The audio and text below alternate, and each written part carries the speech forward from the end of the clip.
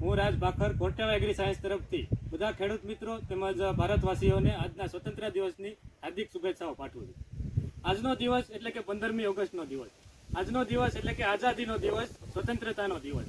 આપણે સૌ જાણીએ છીએ કે આપણો દેશ ખેતી પ્રધાન દેશ છે અને આજના દિવસને ઉજવવા આપણે ખેતી એટલે કે ખેતરમાં આપણે ખેડૂત પાસે ઉપસ્થિત થયા છીએ। તો આપણા દેશને આજે આઝાદી થઈ અને 78 વર્ષ થઈ ગયા, પરંતુ શું ખરેખર ખેડૂતોને બધી રીતે આઝાદી મળી છે? તો કે ના, ખેડૂતોને તેના પાકમાં નથી મળી આઝાદી, રોગ અને જીવાતોથી।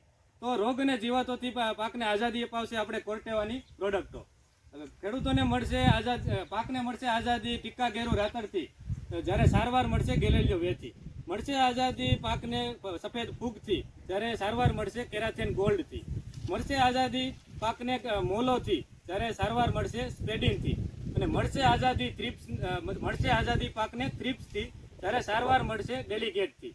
જય જવાન જય કિસાન, ભારત માતા કી જય।